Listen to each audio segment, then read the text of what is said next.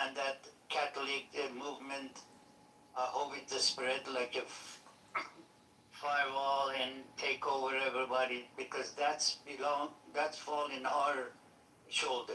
We know propaganda, we know the machine is outside, and unfortunately there are some stupid idiot. They make an excuse of action of Israel, and then they don't go after the young Jewish people. They go after 70, 80, weak and old one. That's how coward they are. And it's a shame. It's a totally shame. But anyway, that's our responsibility to support Israel as much as we can. I think, Gary, the plan is already set up. What he says he's gonna bomb the shit out of bridges and overpass and all these things, because that's the one way to block the regime half-ass army. They can come to the south, because south is the more any other place to get in. Turkey is out of question. Russia's border is out of question. Afghanistan is out of question. Afghanistan is easy to get in, but it's unfortunately geography it's got high end of mountain over there, and it's not easy to pass through. The best way is, and all the words coming out of the Iran, the stage is setting, and they are trying to save few cities, especially Ahvaz, Abadan, Khorramshahr, possible. Khuzestan is the best one.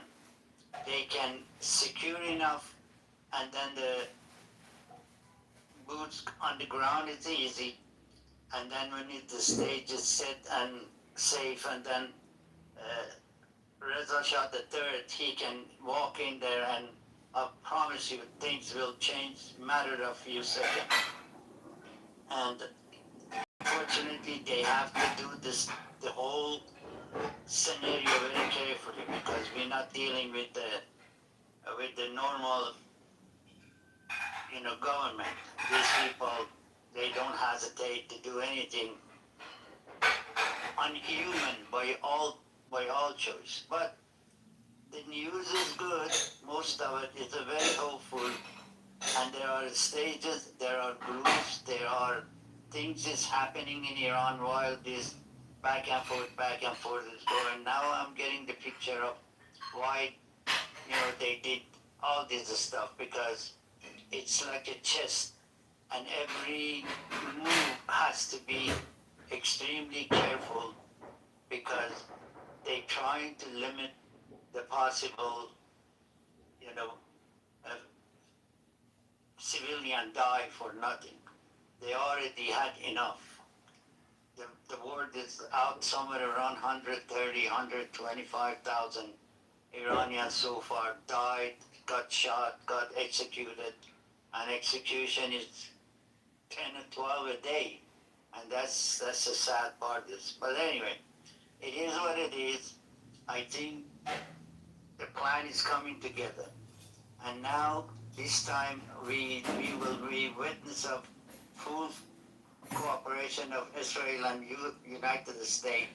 And sometimes the word they have to say this and that, but as I says, I beg everybody, if you see something, it's injustice, and they are hurting any Jewish people, wherever you are, stand up. Don't be look at, don't take your phone out and start, taking the video. Be active and stop the bastard, because this is wrong. This is totally wrong. A government to do whatever they do, and then you get the individual weak one in some places which, the stronger Islamic idiot is there. That's the whole thing is. And hopefully this regime die, the support, the money for propaganda is gonna go away, and then we see some sort of peace prior to regime take over this great country called Iran. Back to you, sir. Well, um, when it comes to attacking the infrastructure, as far as I know, and as far as what CENTCOM has been reporting after each of the strikes, the two areas where they are receiving military resupplies, there are areas that there are, like from Afghanistan, through Afghanistan, it's coming, as best as I can understand from my reading, consumer type goods to help keep the economy going. But in terms of the military, resupplying the military capabilities of Iran, as far as I can tell, there are two routes that have continued unimpeded. One directly from Pakistan, which of course is very interesting. Pakistan, a nuclear country, supposedly a quote-unquote ally of the United States. Remember, they harbored Osama bin Laden. Their government could not be trusted with the information that we were going to go in and get Osama bin Laden. So we went in and we, violated the sovereignty of that country in order to get, enemy number one on the terrorist wanted list successfully. And yet they've had a role in these so-called negotiations with Iran. I don't know how you accept their largesse when they are actually part of the operation that's filling Iran with military might. I don't see them stopping that. And the other route is the rail route that comes from China. And I've been trying to follow this on a daily basis, and those have not been impeded by these attacks. Now, maybe this is what the president has in mind when he's talking about expanding this further. For certain, these have got to be scenarios that are played out at the Pentagon, but the ultimate decider is the President of the United States, the Commander-in-Chief. But with your obvious intimate knowledge of the situation in Iran, Alan, why do you suspect that these tactics haven't been used, breaking off the military supplies to Iran? Wouldn't that be what you want to do? That's the whole idea, is to hit the route which these supply is coming. Because the supply, there is no direct train, railroad all the way to China. They bring them with the ship and they go to the south because they have the control of Persian Gulf. They have the control of that. There's no doubt about it. There's nothing hidden. They go in there, and from there they have to, take it to hand of most of the army or hidden places. They don't have too many hidden places in the between the Gulf all the way to Tehran or whatever. And that's the only way. Railroad, that's the fastest way to take. They cannot take it with the, semi-truck or whatever. It's too much. And that's what they do. If they break up, there's several bridges from Gulf. If they, for instance, if they're going to go to Tehran, there's several bridges. If those bridges, they get cut off, sources cannot come from north to south. The stuff from south, they cannot go to north. So that's a big interruption in between. And I think that's a big move. And there are other stages has to be said, which I'm sure they're working on it. It's not that they don't work it. And hopefully, in the past, there's another source. It's because when they made that Khomeini International Airport, there are so many places it's restricted. It's only for the government eatery go and come, and then you know that they have they can bring a shitload of big plane. I don't know which country has, or USB B-52. They are massive, but I don't know if China has it. The only other things is which these breaking of all these bridges. If Russia has a plan to bring things from there, which is easy because they can fill up the shitload of the ship and then go across the Caspian Sea and then come to the port, like a Pahlavi port in the north and a couple other ports. There's one in the city of Bodon. They can come and then they can load the trucks and bring it to Tehran and, get it to the regime half-ass army. The army is a very weak, and they already know that. They already know they don't have no backup. They don't. The only thing it is, they are fighting for the money. Nobody is fighting to save them life. Nobody do, because Reza Shah III sending so many messages asking them join the people before it get too late, and they are ready to do it. But right now, as long as the regime has the control and regime bring, well, thanks God, they don't have enough money to bring the Palestinian. They don't have the money to bring Al Qaeda or Houthis from Yemen, and they put them on the street and get it done real fast. No, I don't. Well, we all should know. We're not just fighting Iran. We're fighting China. We're fighting Russia. We're fighting French. We're fighting. We was fighting the British, but thanks God they changed. Now these new prime minister or whoever it is, it's totally against the regime. And now you hear them now. There are other people we have to consider. That's it. Not gonna happen right away. So that's.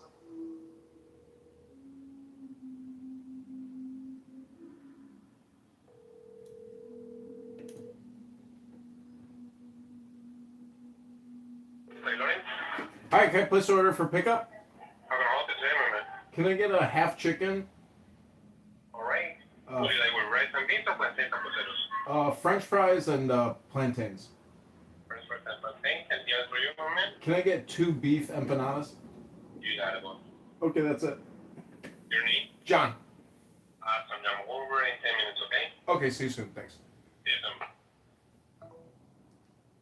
What did we say, 10 or something? But still, 10 is 10. I mean, I don't know. I mean, I guess you got to go to the negotiating table, but I think you got to negotiate with people that have some cards, right? It's not like Zelensky. He said Zelensky's got no cards. I think they've got some cards. So I don't know. I don't know what you do.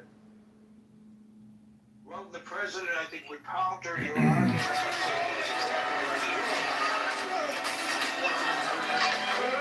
He's not.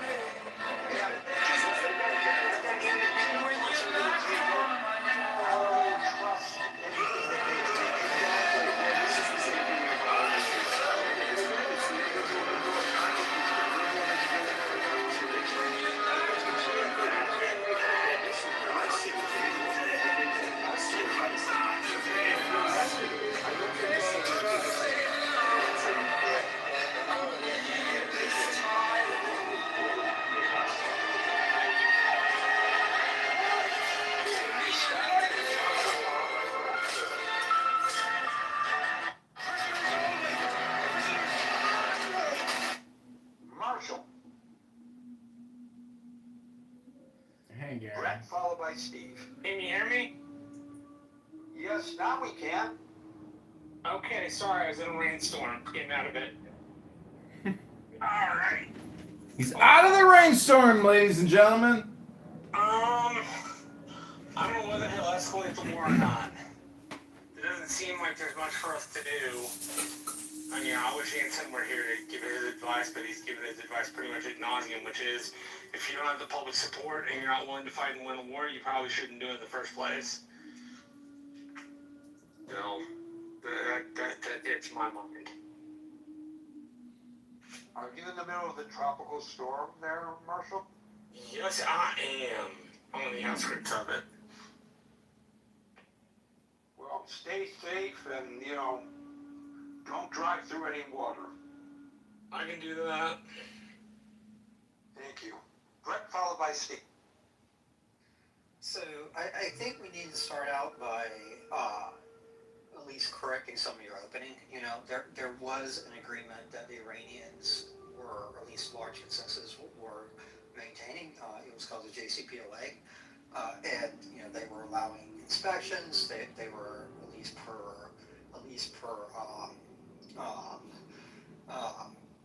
most reports were staying by the enrichment guidelines, etc. So to say that the Iranians won't abide by any agreement we come up with is to disregard history, and I think we should at least make that correction. I think for the current conflict, we kind of have to look at what we're actually fighting over. The MOU essentially said nothing about enrichment, said nothing about the enriched uranium, getting it out. What it was vague about was navigation of the strait, and the goalposts have shifted so much here that essentially Iranian control of the Strait of Hormuz is right now open for question, whether we're going to enforce freedom of navigation or whether we're going to allow them to control the strait. It's a rather sad state for strategic affairs of the U.S. The other thing, the other few things I would mention would be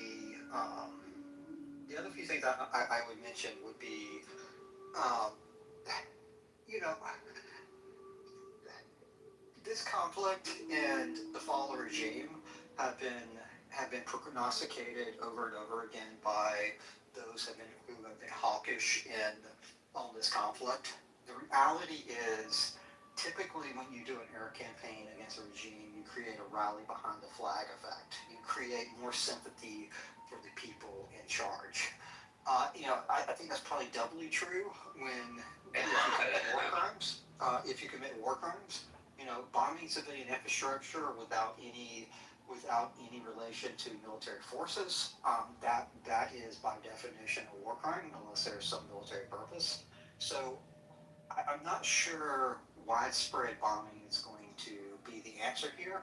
I think the only really military solution is likely a ground invasion of at least the southern portion of Iran. And I don't think that's feasible. So I think we're in a very weak position. Hold on just a second. Gary, your mic is left open. I don't think you intended it to be. Thank you.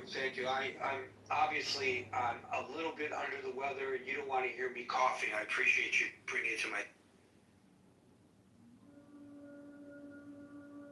So, Brent, were you finished?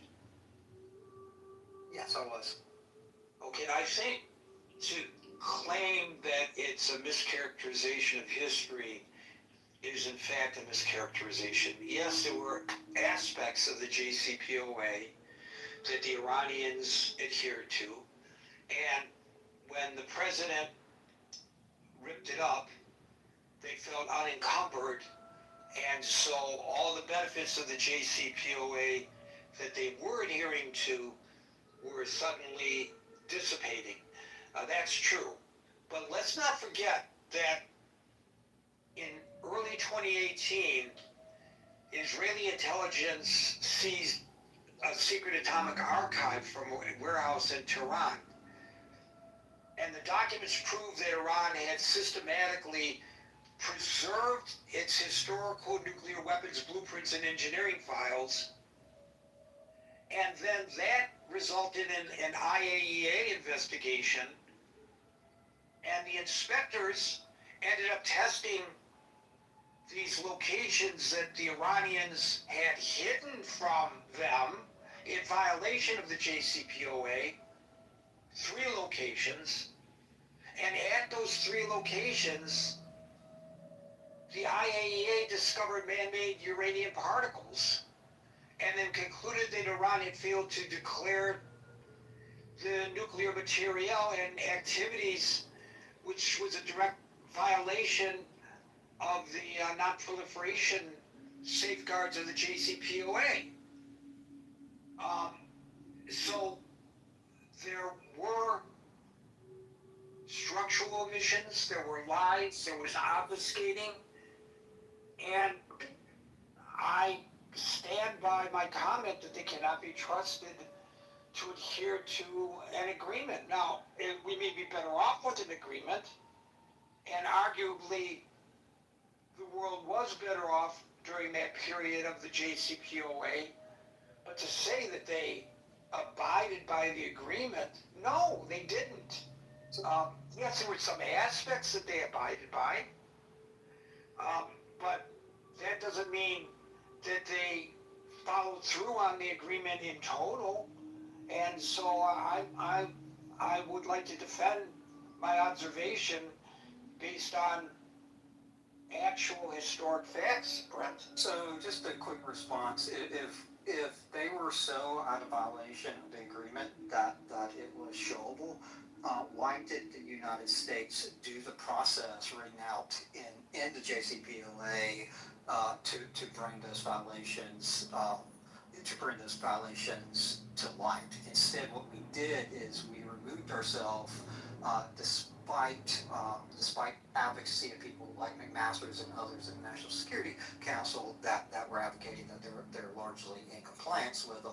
We removed ourselves universal. Like if this evidence was there and this case was being made, the JCPOA had a diplomatic solution in which you could bring that evidence first to kind of a corporate board within the JCPOA and then up to the Security Council to show that they were in violation. And the United States did not opt to show that evidence and show they were in violation. I do not see how your response is directly correlated to the comment I made. I'm not arguing right now whether it was the correct thing to tear up the JCPOA, and when there were other avenues that could have been taken, such as ensuring compliance based on what the JCPOA called for when you find that they're out of compliance. And I cannot speak, and neither can you, for the decisions of the Biden or Trump administrations when these things came to light. But I think it's irrefutable that regardless of whether the response was the proper or the best to the situation, they violated the JCPOA. You can't say that they didn't. I can, because what I'm saying is the Trump administration had an opportunity within the JCPOA framework to bring up any disputes like this, and they did not. What they did is... So you're denying the facts as I presented them? I presented false information? I'm not denying the facts. I'm just pointing Well, out the facts that I presented are that I'm just pointing that out the Iranians violated the JCPOA. I'm just pointing out the obvious fact and the historical fact of the way that the Trump administration withdrew, even though there were structures within the JCPOA to essentially put Iran into non-compliance with the JCPOA, which they did not use because, frankly, I don't think the facts you stated are as slam dunk as you think they are. But that's... Well, they are slam dunk because it's true what I just said. And so you can argue, and it's a fair argument to make, that the response of the Trump administration was the inappropriate response, especially when there was a resolution process that was built into the agreement. That's not what I said. I didn't even address that. I just said that they were not in compliance, and they've never been in compliance. And then you argue something that's related, but it's not directly responsive to the point that I made, and you say, aha, I proved your response inaccurate while telling me that what I said was accurate. That's really interesting how you did that, Brent. Very interesting. It was accurate, but then again, it wasn't. That's exactly what you said. Steve, followed by Agent.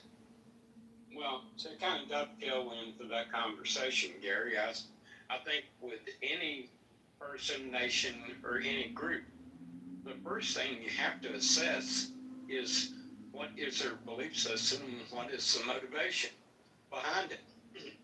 Now, when it comes to Iran, I think we have a pretty clear track record of what their motivation is. The destabilization of Lebanon and of Syria, the support for the Houthis in Yemen, and the continual perpetuation of chaos within the Middle East.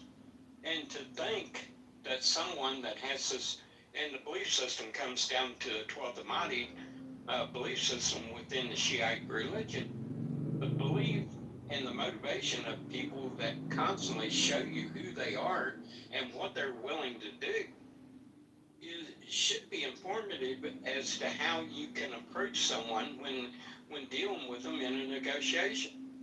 And to pretend that for the last 40 years that we haven't tried to engage these people with reasonable offers to kind of mitigate this and try and tamp this down is asinine. There's been Republican, there's been Democratic presidents that's tried to wrestle with this problem to the point, and the further as far as motivation, not only was they systematically improving their centrifuge technology for enrichment, as simultaneously they was working on advancing their ballistic missile capability.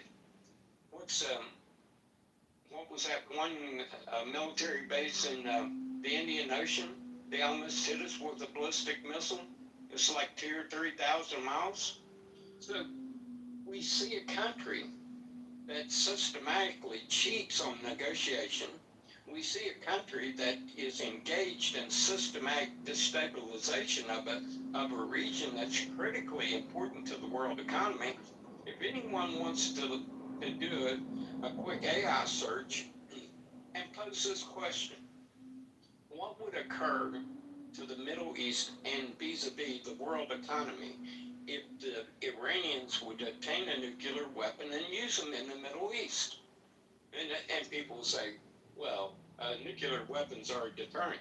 Oh, really? They're a deterrent for someone that has a track record that they do of just complete debauchery in that region? No, this wouldn't be a deterrent weapon for the Iranians. It would be an offensive weapon. And you go and look at the cascading effects that this would have, not only on the Middle East, it could start a bloody regional war between numerous countries there, but it would have a cascading effect on the fragile economies of some of these nations around the world that could take it into bankruptcy. It could have a devastating effect on the world banking system as these nations start to fail. And eventually, this financial and geopolitical chaos would filter back to the United States. This is something that people don't want to acknowledge. This is the true scale and scope of the potential problem that these people are posing. And people are just, you want to talk semantics about a deal? Okay, go ahead. But you want to ignore who and what these people are. You want to ignore the 40 years of diplomatic efforts to try and talk reasonable to people that are unreasonable, that continue to spread death, chaos, and mayhem in a region. And then you want to ignore the potential cascading effects that if they would obtain this and they would use it, what it could do to the world economy. So these are all elements that people don't want to touch on, but this is not short term, but this is a long term reality of failing to deal with the people with a mindset and a motivation that the Iranian mullahs have, and the potential for not only the Middle East but for the world economy. So when you look at it realistically, what choices do you have here? This is a festering problem that, if left unanswered, will eventually have effects that's going to be detrimental. So, what we do, hit them where you got to hit them, make life as bad as you can for them, and force them to their knees. Obviously, this is the only motivation they understand, and I'll leave it there.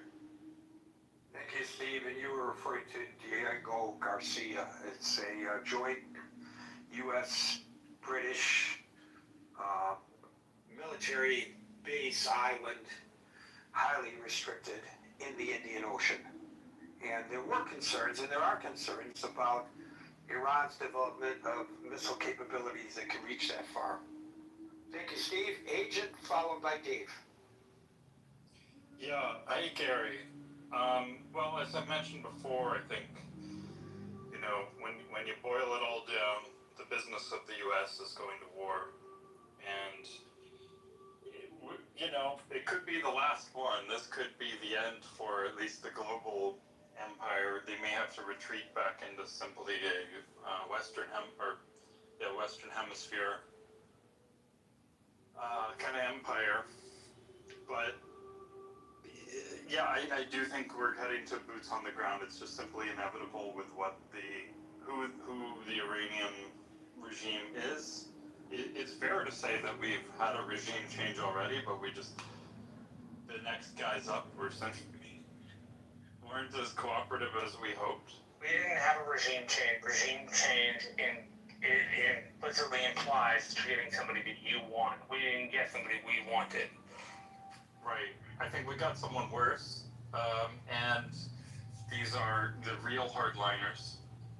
And now, I don't see this really. I mean, there is just capitulating and throwing apart and going back and letting Israel try to sort this out for the next however long. But that's just going to kick the can down the road, because as things get crazy, U.S. will just be drawn back into it. So I don't know. It's not good. This is going to go on for a while until until Iran is completely neutralized in the sense of interfering with the rest of the world's economy. And they're pretty dug in. They're obviously very strategically located. So, we know where this is heading. We can kind of predict it. And I think whoever, you elect a Democrat or whatever, is just kicking the can down the road. Because there's no one, you're not going to get a Mandami level of, let's totally be as supportive as we can of the IRGC and the Iranian regime. That's just not going to happen in the U.S. You're going to get various flavors of half-assing things, delaying things, or actually be willing to confront things. But one way or another, it's going to have to be confronted. And I think the U.S. is the only power strong enough to do it in the region. So I don't know. I think that's how it's going to go. Or the U.S. empire is just going to. So I will note Marshall's distinction. In the world as that happens.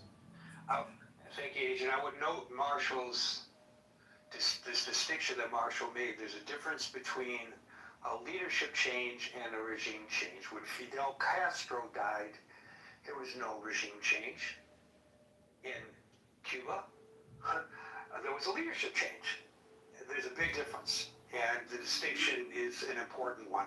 Thank you, Agent. We'll go to Dave, followed by Tiger. So, Gary, there are two surprises which the intelligence were not preparing Trump compared to the last 6 to 7 presidents, right? They all know what would happen if you attack Iran, and Iran will close the Strait of Hormuz since 47 years ago. So there were two surprises. The first surprise is President Trump was shocked because IRGC attacking the Gulf state. Okay. The second surprise is that it is a perfect storm. We have an El Nino, and this will cause not just heat dome, but potentially global famine. So Trump famine happened, 1 year from now, the history would tell what Trump decision has made. When he was in Ankara, NATO, I think he already made the decision at 8th of July. And this is a scam. Never negotiate because they cannot be trusted. All the Democrats coming here saying, well, we can try this. Bullshit. This is someone who cannot be negotiated. So stop providing justification for alternative option of the failure of all the previous Democratic negotiator. Period. This one cannot be negotiated. So what is the positive outcome? The most important positive outcome is if the famine happens 1 year from now, we will see that Trump's decisive action potentially save not just 100,000, could be millions of people in Iran. They will run out of water, they will run out of food, and this decisive action, opening up the Strait of Hormuz, would save millions of lives. Well, the time will tell. The other positive outcome is the Gulf states like Saudi Arabia, all this, they are fed up. Behind the scene, they say, please finish the job. And what is a positive outcome? Abrahamic Accord. And Saudi already, in exchange for nuclear civilian arrangement, Saudi will sign Abraham Accord. That would be a titanic shift in the Middle East peace. So any other excuse like, petroleum, you don't want war, all these are enemy, adversary, indoctrinating, all this idea to prevent America from saving potentially millions of lives in Iraq. And I heard what Alan said, totally agree. Everything had been decided. And 21st of July, when the Lebanon Joshua was here, and he iterated again the outcome. There will be more nations joining Abraham Accord. First time in history, peace will come. And then all the proxy will be dismantled, and then history will tell 1 year from now, prevented a famine that would potentially kill millions in Iraq. I think that is the most important thing. Everything Alan said, I totally agree. Everything has been decided. It will be free of Hormuz, Plan A, and Kurds and Alawi has been attacking skirmish for the last 3 weeks. And they will come down from the Zagros mountain. Hopefully the bridge is not too far this time, not like the Second World War. They will come and meet the invasion coming from the east side of the Strait of Hormuz, and will permanently free Strait of Hormuz. If Plan B lucky, then will be liberation of Tehran. Everything has been planned. Israel has been planned. All the news, all the information will be leaking, just like what you say, Gary. They're all consistent. Positive, positive, positive outcome. Oh boy, there are two things that you said that I'm having difficulty following your logic. And I'm presuming if I'm having difficulty, then probably other people are as well. So I want to try to suss out what you said. You made a point of criticizing the previous Democratic administrations for not holding Iran's feet to the fire. But I think that since the hostage crisis in Iran, there were at least two administrations, or there were two administrations that were Republican, and both of them had the name Bush. So why do you single out the Democrats for what you see as failed policy toward Iran, and you indemnify the Republicans?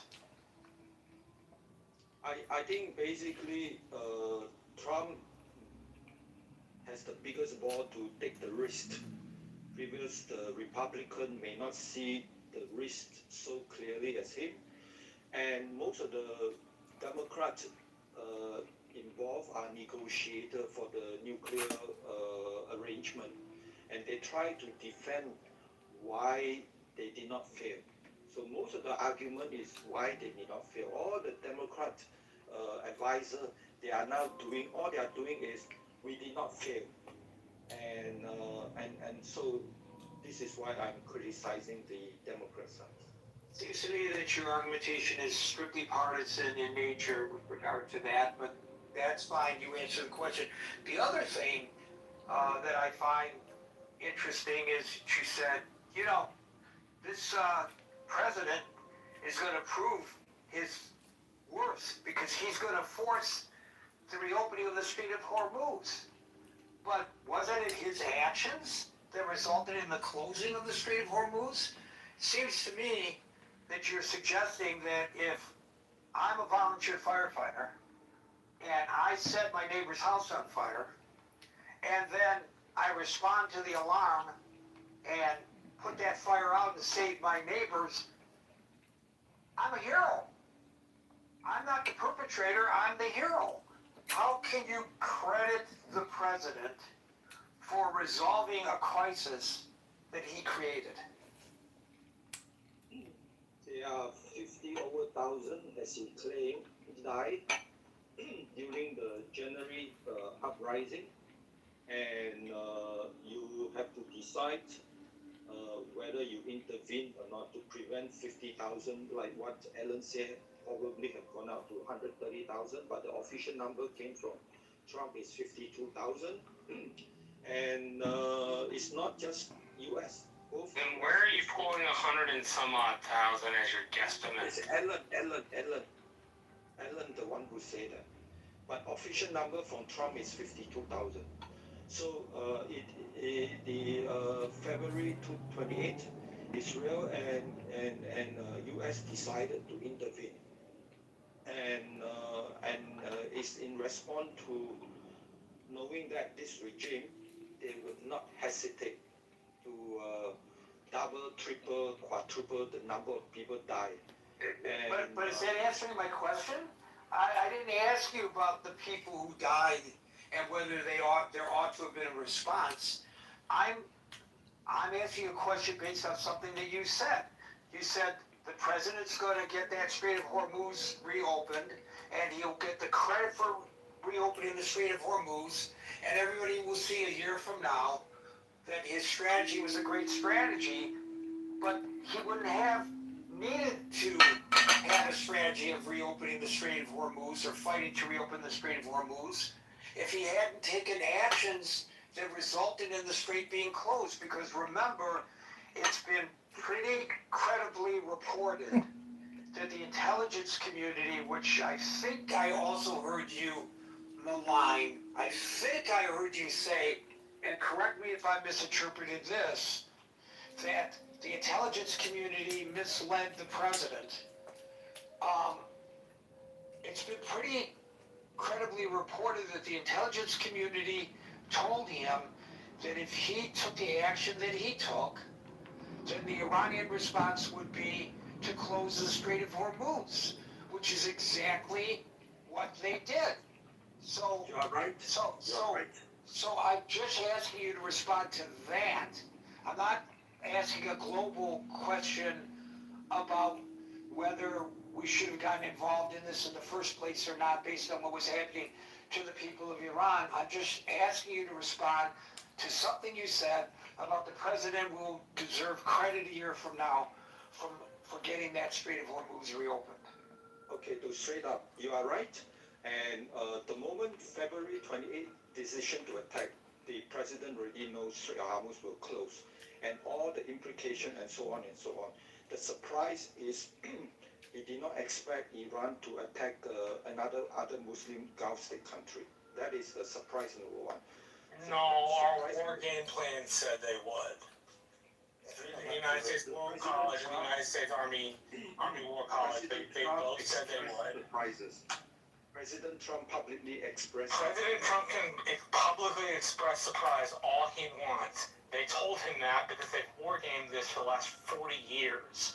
In order to win, we had to assume 75% of Iran's equipment simply didn't work. Isn't Marshall just like the biggest little, like, obnoxious bitch in his communication style? So, to move on to the second point, and Yeah, exactly. Just ignore his ass. it is El Nino. Nobody expect to come in the middle of this crisis, and many experts already know. Beside heat dome, we are talking about famine. So, if famine really happened very badly, and the people can calculate how many people in Iran will suffer, then 1 year from now, the decisive action which President Trump may take in coming days to weeks will just save millions of lives. Wow. Okay, again, creating a problem, and I'm not saying that the action shouldn't have been taken. Creating a problem, and then coming in and resolving the problem that you created. Shut up, Marshall! That, you know, I could do that all day. You know, That's what Gary does all day. And I could break some equipment that's essential to our job, and everybody's going, what's happened to the equipment? Oh my God, we need this. And because I broke it, I know where the repair needs to be made. So I go there and I make the repair, and then suddenly, hey, Gary's the hero. He fixed the problem, but he created the problem. And I think that's pretty consistent in your argumentation, Dave. Last try. The problem had been created 47 years ago when French led us. No, it hadn't. Prior to Trump starting the war, the strait was navigable, meaning oil ships could go through it with no disruption. After Trump started the fight, oil ships could not go through it without disruption. There's before and there's after, and there's nothing in between. And you need to account for that because you're not. The question is, if Trump don't go in February 28th, 1 year later, Iran has all the point. Right. We've right. heard It's not the point! Stick to the point! Every 10 years for the last 30 years. We get some sort of intelligence that says that. Every 10 years for the last 30 years, oh my gosh, they're going to get a bomb. And every American president, because we wargamed this out, was smart enough to go, nah, that's not a really good idea. No. Probably shouldn't do that. So here's the thing that I have a problem with. I want to just go on the record here, and I thank you, David, for your contribution. I do. But I just want to point out, when I challenge a caller, it's not because I'm trying to argue against their basic point of view. I'm just trying to keep things as accurate as possible. Oh, I see. You know, maybe it's my training. This is what I do as an editor. What do we know? We report what we know, but we don't report what we don't know. Mm. And we certainly don't report things that are contrary to what we do know. Oh. And so the caller and a previous caller as well made statements that are factually inaccurate, and then backed up the factual inaccuracies by talking about something else that is related to the discussion, but not answering the question. This would never go in a court of law. As I point out, this is not a court of law. This isn't a court of law! This is a court of law! I guess you're not obligated, as I point out in my opening salvo, to respond. But for me, and I think for Marshall, because he's the one that expresses his frustration, probably Alan and Steve, Scott and Abby as well, but they don't express it. We find it very frustrating when we ask about one thing and people answer another. The question was about the opening of the Strait of Hormuz after ignoring the intel that told him that it would be closed. Can't even remember what the hell Dave was talking about anymore, can you? And opening it, and a year from now, That's not the point! reopening the Strait of Hormuz. And then the caller says, but if we hadn't gone in this But way, the caller said, the massacres would have been greater. I didn't ask about the massacres. I didn't make a point about whether we should or shouldn't go in. Maybe you to should, save Gary. the Iranian people. Maybe you should. That wasn't the context of the question. And that's why we get Callers. down in this back and forth, which, by the way, is frustrating to the people who are waiting in queue. They want to get back to the topic. So please try your level best, folks, to stay on the topic. If you're asked a question about A, don't talk about B. You don't have to answer the question, or, counter the question by expanding your point, that's fine, but don't bring in other things that are not related to the question that was asked. Both Dave and Brent did that today. And as a moderator, not because I agree or disagree with a person's position, I'm not arguing that Dave is wrong, that had we not done anything, the massacres would have been greater. I'm not arguing that. That wasn't the point. I hope everybody understands what I'm saying here. And in the interest of moving it along, we'll go to Tiger, followed by Emil. Oh, wow, I already got a thumb down from Howard. Anyway, so if we look at the positions of both sides of this war, where's the biggest gulf in their negotiation process? No pun intended. The biggest gulf is that Iran insists that it needs to maintain the right to toll the passage of the ships through the Gulf, the Strait of Hormuz, as a form of reparation to the war damages that is caused by the United States and the coalition. The United States will not allow Iran to do that because it is giving Iran too much leverage as an influence in the region. With that said, right, let's consider what are the options on the table. Does the United States actually have an option to go into a full-scale war against Iran? And my answer at this moment is no. So first of all, if we look at some evidence, in China we have somebody that's been tracking U.S. troop movement in the region, and the current deployment level in the region is about 10K U.S. troops, mostly on the west side of the theater, closer to Israel, in Syria, I think, which is far less than what is required for any landing operation in Iran. The estimated required number of troops for that would be somewhere around 100K. And if we're talking about a full-scale invasion with possible occupation afterwards, the estimate could go as much as 1 million troops in Iran. And the cost for an operation like that in the next 2 years will be somewhat, over $1 trillion in the next 2 years. And to consider that the current ordinance level of the United States to sustain a full-scale war is capping the time of depletion at about 6 months. In order for U.S. to actually engage in this full-scale war, it needs to ramp up production of all the ordinances in a very short amount of time, which takes a lot of money and basically will transition the U.S. economy into a wartime economy. I think a few days ago we talked about the difficulties of the United States to manufacture something as basic as 155 millimeter shells. That's not a realistic option, right? So what is the likely option? Because we know that probably the United States is not willing to let Iran take control of the Strait of Hormuz, which is the status quo right now. They have effective control over it because their projectiles can threaten passage of ships. And short of a complete toppling of the government or a capitulation on the negotiations, this is not going to change.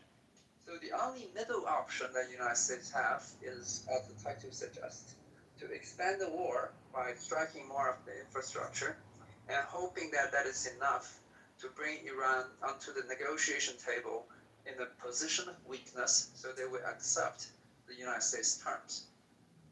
What are the likely targets that the United States can strike on the Iran territory right now. The biggest port that Iran has is the port of Abbas. It has 5, roads leading to it, 5 highways, which the United States have already bombed 3 of them. But it has not completely disabled the logistics network. Other than that, this is second-hand information I got from a Chinese analysis.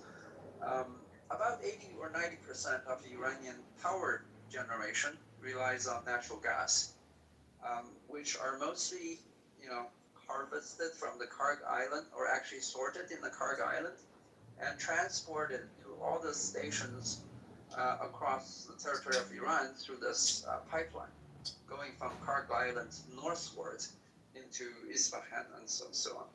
If the United States bomb this pipeline, it would disable about 80% of Iranian power generation, which is going to be a difficult thing for Iran. But our analysis suggests that this is not enough to stop Iran from having enough capacity to inflict real damage on U.S. assets in the network. Adding to that, this is actually civilian infrastructure. So what is the Iranian likely response to that? It will be the targeting of power generation and desalination plants across the region, most likely in Saudi Arabia and Qatar and neighboring countries. Because for it to actually hit Israel is a possibility, but the success rate would be lower. So what we're looking at potentially is the result of this middle option being a further escalation of oil prices, and we haven't even factored in the blockade of the Strait of Aden by Houthis, which will actually require more U.S. intervention in itself. It's going to cause massive inflation. We're probably looking at global economy having a huge tsunami of stoppages and shortages and possibly famines, like somebody else has already pointed out. It's not a very good outcome for anybody who is either involved in this war or not involved in this war. And if we examine the likely outcome, it actually does not give the United States a say in forcing Iran to not control the Strait of Hormuz. So, Gary, while I understand, right, people like the Jewish people or Iranians who want to have a different regime have a very strong interest in trying to get the United States into this option, or possibly even into the full-scale war, to everybody else, this is likely to be a losing option. So I really hope your propaganda does not succeed in the United States thing. Boy, you're doing great till the end. You had to bring in the Jews and propaganda. Don't do it again, Tiger, because we're not allowed for that. Exactly. Exactly. This is the kind of rhetoric that puts Jewish people in danger, because the rhetoric is telling people that all the problems of the current situation are the fault of the Jews. Do not do it again, or you will be disallowed. That was disgusting. Gotcha. How can a person say everybody is benefiting out of this if the United States and Israel stay back? What kind of benefit they get? Just milking Iranian blood for nothing?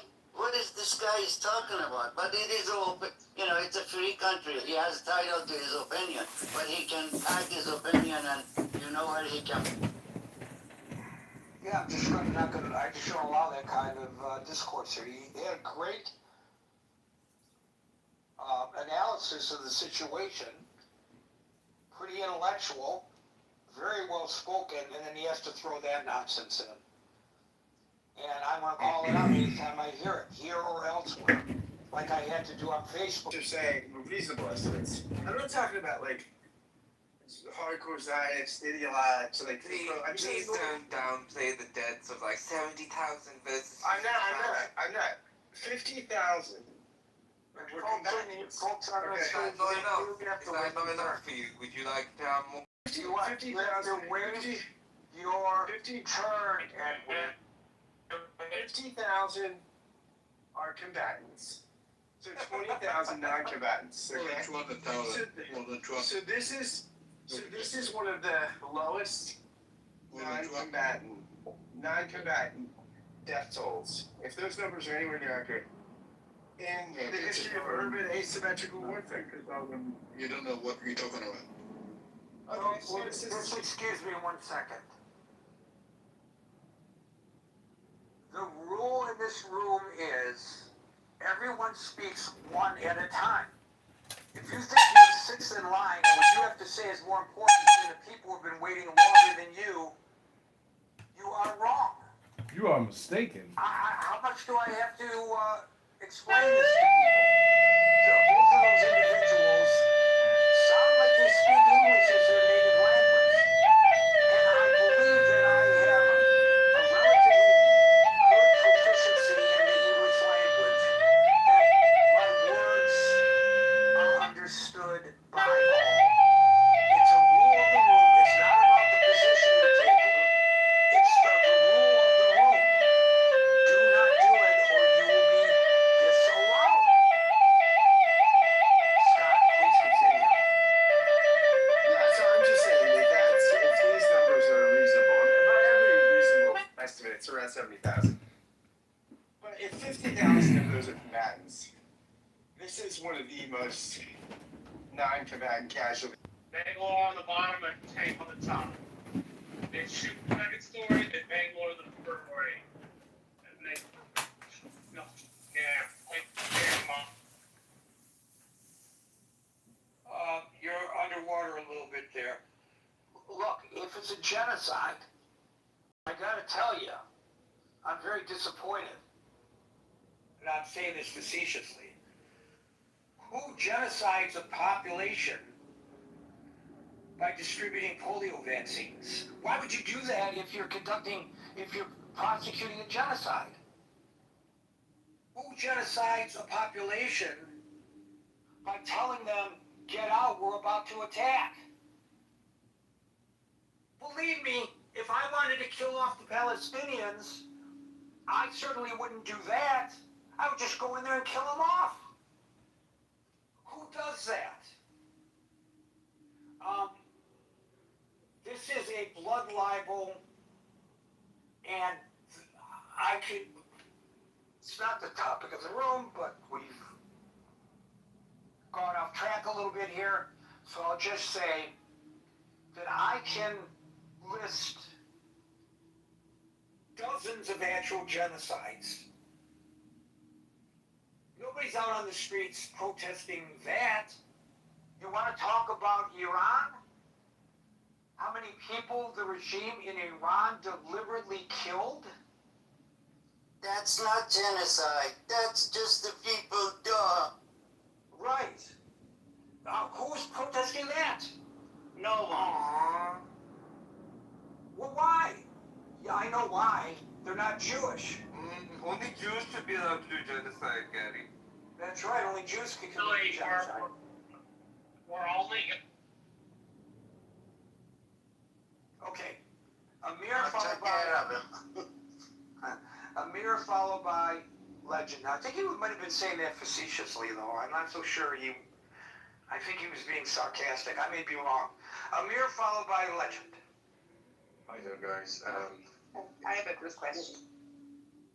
You'll have to wait your turn. Get it?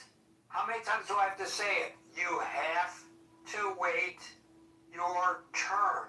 I'll say it slower if I have to in the future. Amir.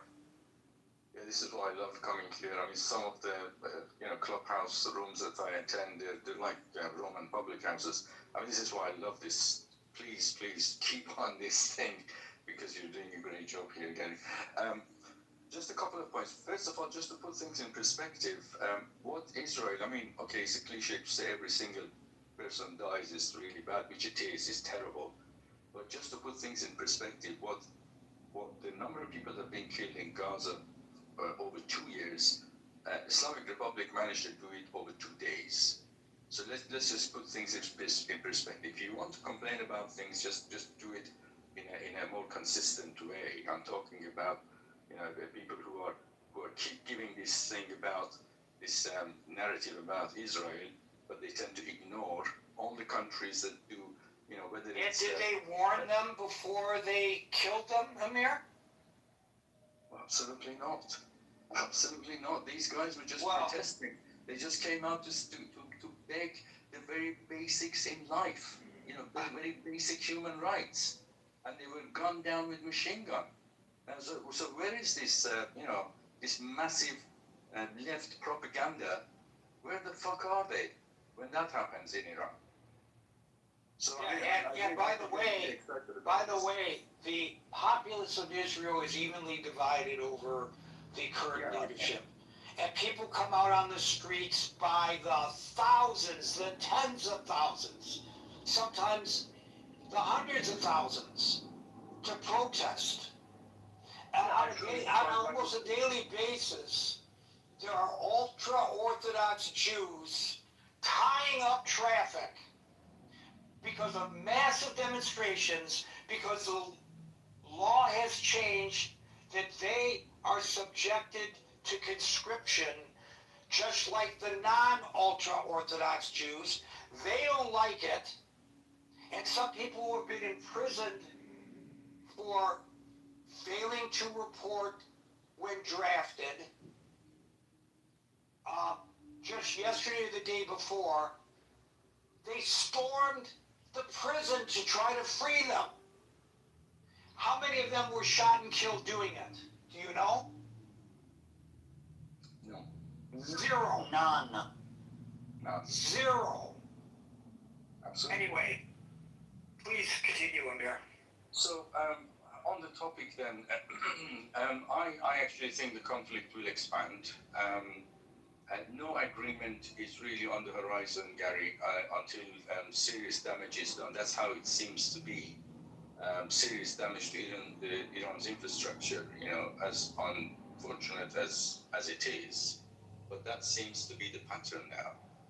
And I think, I mean, don't forget that the last sort of agreement or MOU that was signed, it was Iran who actually nullified it by hitting the ship. And they just basically, they tried to sort of justify that the ship shouldn't have gone that way and should have gone this way. That was not part of the agreement. So Iran doesn't want an agreement, and that MOU was never going to last. And the thing is going to expand. There's no doubt about it. But the point here is, Gary, that Iran is actually delusional. And I say this because it actually thinks that it can defeat a superpower. You know, I mean, you cannot, it's a basic rule. You cannot defeat a superpower. Just as Ukraine cannot defeat Russia, you know, you cannot defeat China, for example. If Ukraine can do serious damage to Moscow, but it knows what will happen. It knows how Moscow will up the ante. It could even use tactical on it. You know, if it goes too far, if it starts hitting Moscow and kills thousands of people, that's what's going to happen. And this is exactly the same scenario here. If you hit a ship, we hit a bridge. You hit another ship, we hit a power station, power plant. And we just keep upping the ante. That's the nature. I mean, effectively, this is, to some extent, it is Harry Truman doctrine, isn't it? Surrender, then we'll support you. And I think that's what we're saying here. And this is going to continue. And in terms of, you know, let's refer to it as, you know, initially people thought it's a walk in the park. Well, okay, I mean, let's say the initial miscalculation was a complete fuck up. I mean, let's say that. But listen, you cannot, Scott, this thing here, we are where we are. This cannot be, shall we say, unfuckable, you know? This is not unfuckable now. This is like getting a fish out of a fish soup. You're down the road now. The can of worms is open. You got to deal with it. Forget about, you know, the initial condition, how it was. It is the way that it's panned out that needs to be dealt with. And one of the major flaws in Tiger's argument is that it doesn't really consider the consequences of Iran becoming a regional superpower. Iran becomes a regional superpower. You can forget about your petrodollar. And you know what that will do to the economy in the US? Because if that goes, if the vacuum is filled by China, then if the Saudis and the six Gulf countries cannot, will be forced not to sell and get dollars for their oil, just like what in Libya, what was the guy's name, was trying to do. Gaddafi. He was trying to do that. He was trying to move away from that, and we all know what happened to him. And this is so critical, because if that happens, then a lot of the countries are going to dump dollar, including China, which has got, I don't know, $700-800 billion worth of dollars. And these debts are going to be called upon. Now, we all know what percentage of the GDP in the US is just paid for the interest of the borrowing of 30 whatever trillion dollars debt. Without the petrodollar, the dollar is going to collapse. There is no way that the US is going to allow that. So forget about this idea that Iran could become a regional superpower, because the consequences of that are unimaginable in terms of just the economy for the US. And I'm not just scaremongering here. I mean, you can just ask the experts on this. What would happen if the petrodollar was compromised? So one other thing that I just like to make, and that is, that's what you made a comment about this, Gary. I don't know really why anybody would think that Trump didn't know about the blocking of the Strait of Hormuz. I mean, Iran has been talking about that for decades, officially threatening to do this. So this was the first obvious thing that they would do. And I mean, just imagine, just laying mines to close the strait is not at all difficult. You can use simple vessels like a fishing boat to lay mines, and they had already threatened it. So I can't accept that Trump did not know that was going to happen. How he's going to deal with it is what we're going to have to see. But I am betting you he will up the ante every time. This is Truman's doctrine, and it will continue. And I just hope it doesn't get to what Harry Truman had to do.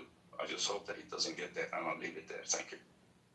Thank you, Amir. Amir, I'm going to organize a protest. I want you to come and join me, or organize one in your community to free the Masalit people in Sudan. Free the Masalit. Now, of course, if there are genocides going on in this world, we know about them and we're out protesting. So I don't need to tell people what's happening to the Masalit people in the Darfur region of Sudan. I'm sure everybody knows about this, where there's widespread ethnic massacres, there are mass graves, and systematic sexual violence. Documented. Not in Gaza, by the way. Sudan. Free the Masalit. Are you going to join me, Amir? I'm sure we could get hundreds of thousands of people on the college campuses to come out and march for those people who are being massacred in a real genocide in Sudan. I'm sure we could do it, Amir. I'm sure there's an appetite to do that. I'll join you if you can get Mamdani on board. Yeah. Of all people, right? Mamdani, why aren't you fighting for the people of Sudan? Legend, followed by Philip.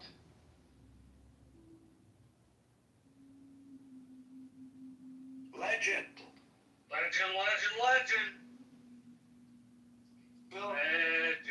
Philip, followed by Andrew. I'm here. He's here. I'm here. All right, so the topic threatens to expand war and oil prices soar.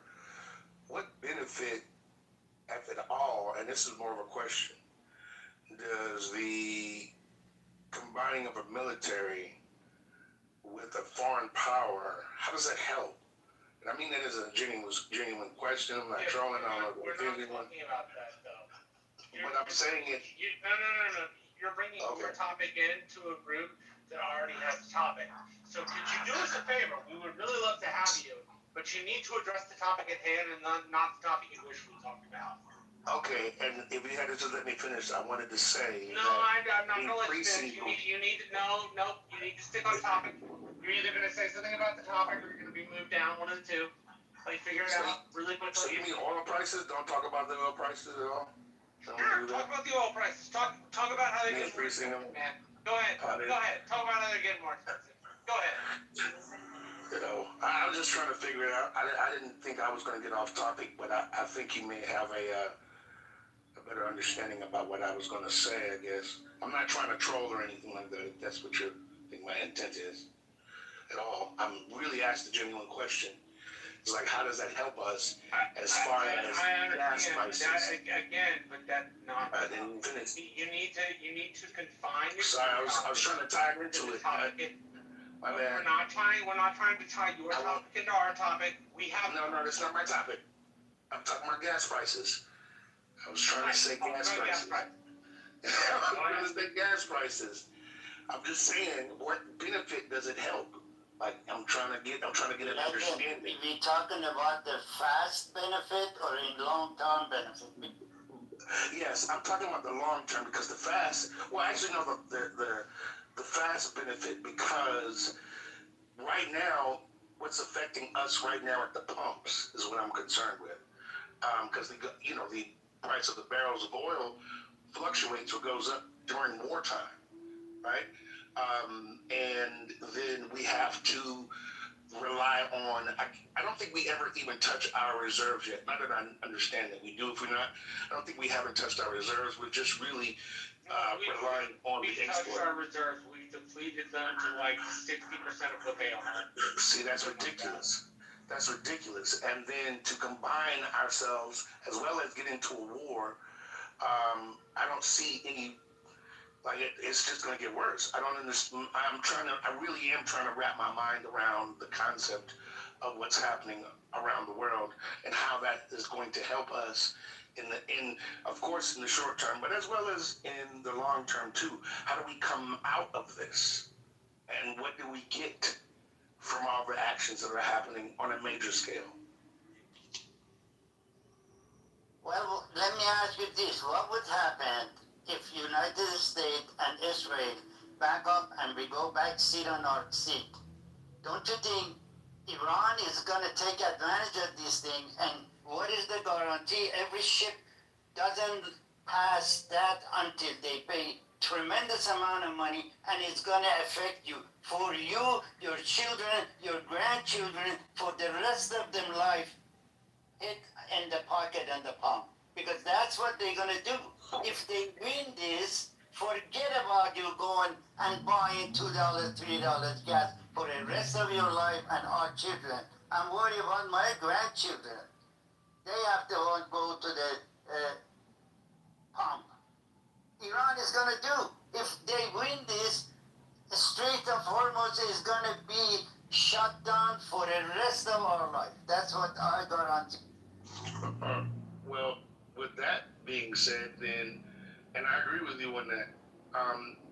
With that being said, I don't think we have any other choice but to ignore the pumps and go to solar. That's the only other solution. If not, then we'll just be staring at cars in our driveways and cars on the side of the roads and plants that don't have. You're thinking renewables. Yes, it has to be. I mean, what other option? I don't disagree with you. Renewables seem like a great option. Texas gets 35% of our power from wind farms. So, I totally agree with you. Let's do it. Well, Marshall, it's not just that. The generator is going to generate the electricity to run my EV car. Need to work either with the diesel or the gasoline. Come on. No, it does. I'm just saying you can help substitute part of where you get your power. But I know. You are. It was a Rick Perry thing. He was real big on windmills. Yeah. At the same time, we're building these AI data centers that suck up communities' electricity. So I don't know whether we are properly sussing out our resources as they should. Thank you, Legend. I think actually in the aggregate that was a good call. Myanmar, or Burma if you prefer, since 2017, there has been a genocide deliberately targeting thousands of Muslims who are a minority there. The Rohingya. Right, the Rohingya Muslims, and forcing nearly 1 million to leave the country. Targeted killings. That's a real genocide. Thank you, Legend. We go to Philip, followed by Andrew. Gary, don't forget about the Christian genocide in Nigeria. But I think progressives don't get incensed because it's Christians. Yeah. I'm going to get to China in a minute too. I'm going to get to China in a minute too. I hope Tiger is still here, since he was so quick to talk about Israeli and Jewish propaganda. Philip, followed by Andrew. Thank you, and hi, Gary and everybody. Yeah, your room tonight for me is a real roller coaster ride, and you know, I agree with Legend. You know, this war is having a massive impact on energy prices, which translates to food prices all over the planet, and there's money being taken out of already poor people's livelihoods exactly due to this. I think, I hope the war does not escalate. I think even if you take out the Iranian regime, it's so fractured and it's so easy for even a small splinter group to close the Strait of Hormuz. So it's not easy to keep that open if you don't have a kind of a united people. And I don't think, you're going to achieve anything through violence, because violence begets violence. And it's not only violence in terms of bombs raining down, it's violence in terms of the way that some people portray others as the scum of the earth, you know. That's not... So how do we prevent the violence, Philip? Well, as Pope Leo had just recently again said, we have to denuclearize in terms of military weapons. Not only Iran, the globe. There should be global denuclearization. So we have to be Eisenhower and Reagan all at the same time. Atoms for peace and total denuclearization. Yes. Interesting. Who's using nuclear weapons at the moment? And I mean, earlier somebody talked about Russia having all the power and how nobody can defeat the superpower. I don't think that's completely true. I'm sure Putin 4 years ago didn't think that bombs or drones or missiles are going to be raining down on the infrastructure around Moscow. Right, but drones are not nuclear weapons. No. So nobody has been using, thank God, nuclear weapons. So my question was not how do we prevent an escalation from conventional weaponry to unconventional weaponry. My question to you was, how do we stop the violence? If we've tried negotiating in the past, and we've tried again and again, and if we fail, we have to try again. We have to try and negotiate a peaceful solutions to this war on all sides. And again, that involves developing some kind of compassion, which many people, even in this room, does not seem to be able to do. And then just let me ask you something real quick. What about a Chamberlain moment? Where your intention is peace, but their intention is disruption and war. And you ignore it to your own detriment. What about that? How do you prevent that? How do you prevent that from happening? I live in South Africa. I'm a white guy in a rural area on a farm. Hey man, you're talking to another white guy in another rural area on another farm. You are 100% good. Don't you even worry. I am working towards, peace. I'm collaborating with all of our neighbors in this area to work on peaceful solutions, and we're collaborating on stuff. That does not mean that I am not willing to protect myself and my family in my own home. If somebody invades my own home, then definitely they are in trouble. I think we need a new book of rules. We are living at different times than 2,000 years ago, and those rules So be strong. need to be able to enforce. So be strong where necessary, and peaceful where always applicable. Exactly, and always in every situation. Negotiate. All right, Philip. Okay. If you want to sit down on the table and negotiate with me, and I'm planning to kill you, how can you negotiate with me? Well, I'll try and sit around the table where you are not able to kill me. Maybe I won't even negotiate with you yourself. And I mean, that's of course the problem. Yeah, so that falls back on you this. negotiate with, Yeah, and then the last thing that I want to say is that not everybody in Iran are terrible people wanting total destruction and annihilation. Most people just want to live in peace. And if one can get, enough of those people to not to stand up against the regime and be killed in their thousands. But of course, that's why it's a difficult situation. People are fundamentalists religiously, and of course, that's part of the problem.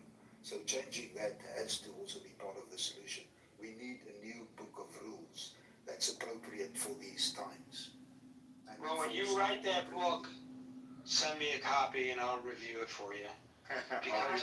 Because I don't think anybody's come up with a new book of rules when it comes to dealing with a fundamentalist regime like the Iranian regime. I think you're absolutely right. We're not talking about the people of Iran. We're talking about the regime. Ethiopia. They've used forced starvation in the Tigray region, mass ethnic-based detentions, conflict-related sexual violence against civilians. Ethiopia. Where's the outrage? Where are the marches? No Jews, no news. Ann, followed by Stan. I'm sorry, Ann. Andrew, followed by Ann. Thanks, Gary. I thought maybe you were getting in line with Mr. Trump and boycotting my hockey sticks here. We never do that. Yeah, right. Just tariff them 50%, whatever. Yeah, I think this is a very difficult situation for the United States. I'm not entirely sure that without boots on the ground that they can be successful. However, I think $1.5 trillion plus 69 billion was just put through the House of Representatives going to the Senate for approval. So I think that will go a long way to extend the money. But again, I think it comes down to the lack of ordinance and the depletion of the ordinance. I think that's what Iran is banking on, that there'll be such a depletion, unless it's just a massive bombardment right now. But without boots on the ground, I really don't see this evolving to a satisfactory end. It's totally unfortunate. It's a quagmire. It's a difficult position to be in, and you're backed into a corner almost, because if you retreat now, how are you going? The straits are still closed, and if you don't have total control of that country, then you're going to have to maintain some kind of escorting through the straits, because you can just pot shot through there. That's not a large area. And as long as you have a population willing to do that and has the material to do that, And, the United States, I think, is going to have to escort many of these vessels through. But it's pretty hard to do that when they're raining down with missiles right now. But yeah, I don't envy Donald Trump at this particular point in time. Will it escalate? Probably. Like I said, there's a lot of money now there. But for how long, that remains to be seen. So, yeah, good grief. Thank you.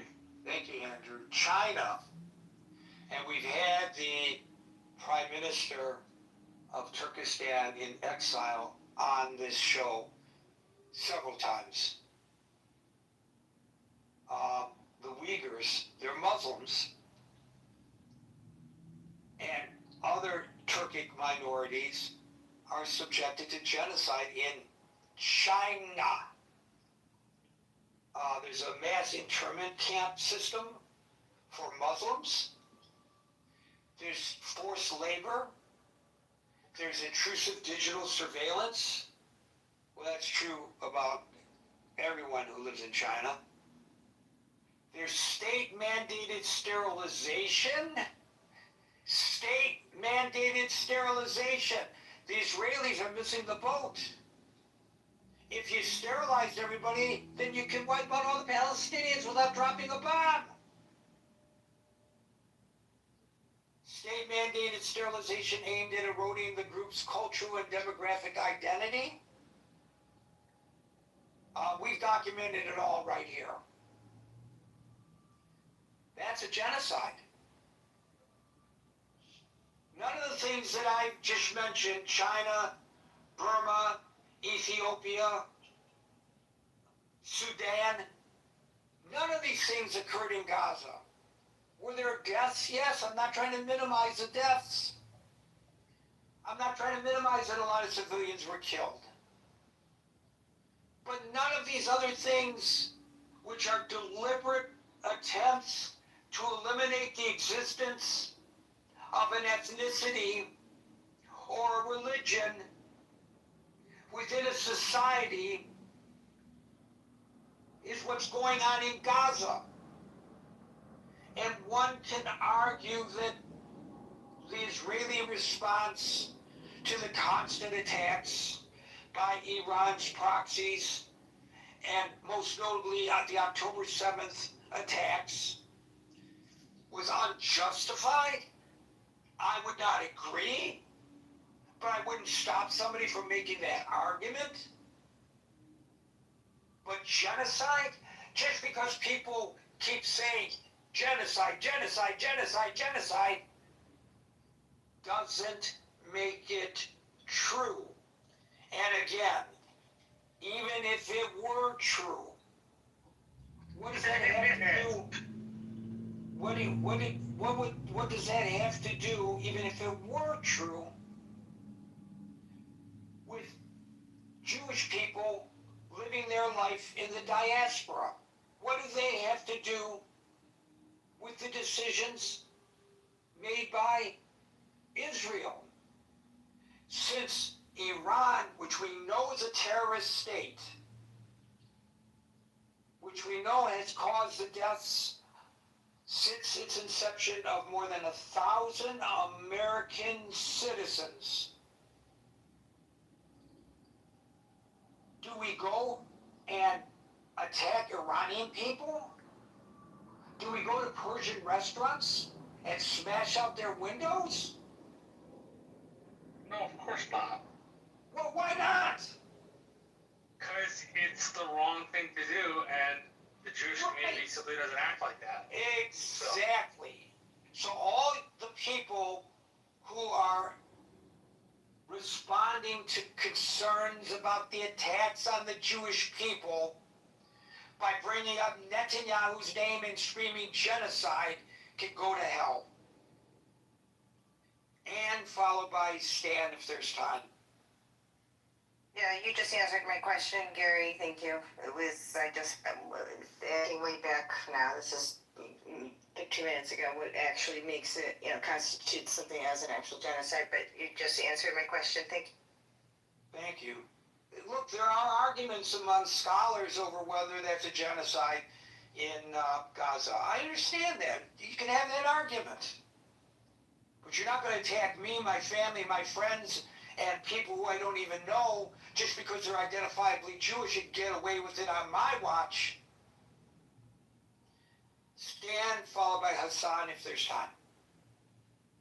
So, as far as the situation with Iran, we have a problem. And if we look at the facts, on the day before we attacked Iran, there was a agreement negotiated by Jared Kushner and Witkoff that solved the issue related to a potential nuclear threat. And we reneged on the deal. We went and attacked them despite having they're negotiating good faith, we negotiating in good faith.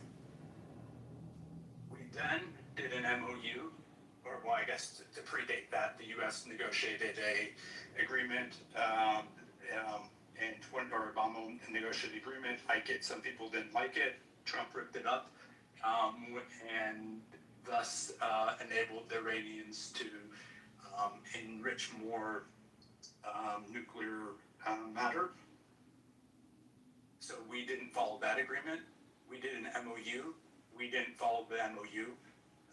We followed the MOU. Iran violated the MOU. Okay, no. I'm not. Yes, they absolutely did. Okay, I'm presenting the facts. We only have a finite amount of time here. If we look at what was at least presented in paper today, with Saudi Arabia, there was a deal done, and then the negotiator in chief decided to change the deal after the fact. Right, but was that if you with this about the MOU? It's very clear. No, it's not, Stan. That's why we asked the question. Okay, let me finish. So Stan, I'm gonna because of the time stop you, and because Abby is late to the table, I have to give her an opportunity. But I just want to tell you, there are arguments to be made about who broke the MOU, and you don't know, and I don't know for sure 100%.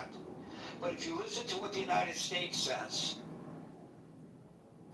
Iran violated maritime rules vis-a-vis the Strait of Hormuz in violation of the MOU by trying to exert the control over the strait after it was reopened.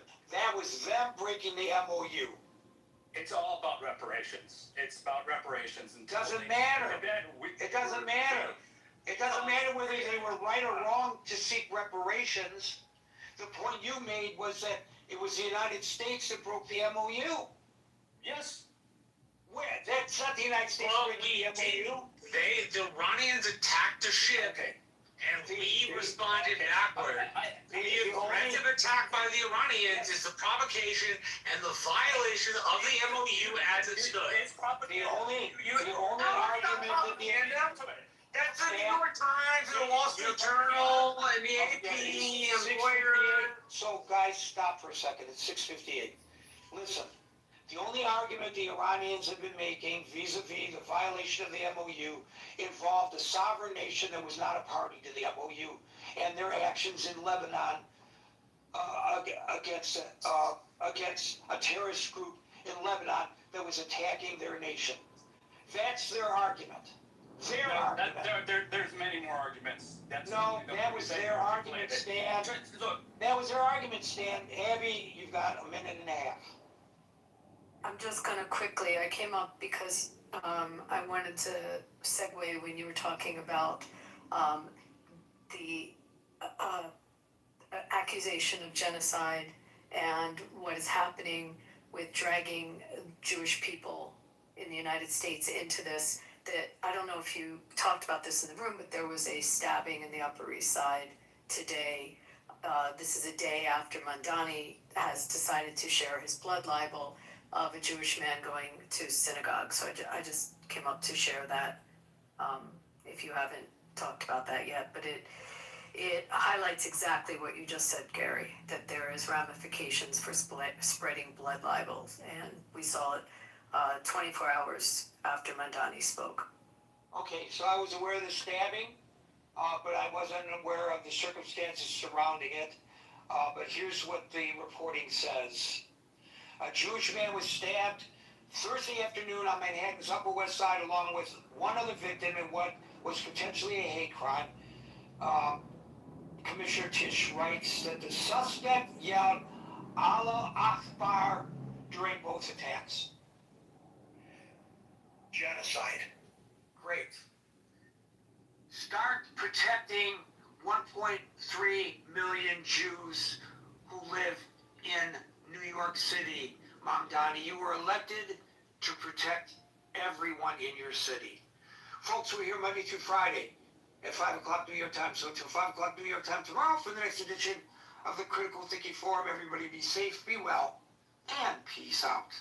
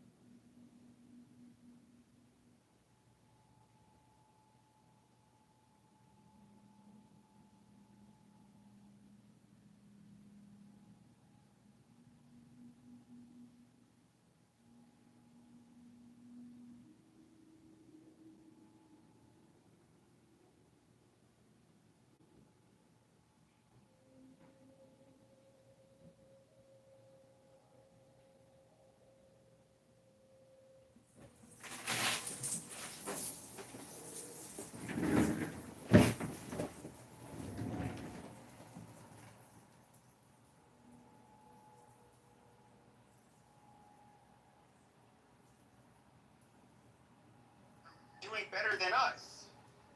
But I think that there's also, you know, groups that do better than us that's also likely genetic in origin. But, you know, I think people are acting might be driven by the truth. They don't like the peaceful narrative. If we do like speaking about race, like I understand, yeah, not to dip too hard into eugenics. I kind of get where you're coming from, but like, I guess I would say that I would like disagree with like I completely understand studying it and trying to understand it. I completely understand that, at least from a like scientific standpoint. I do not agree with like the monetization or the corporization or the manipulation or the like taking advantage of it to like making it a monetary value.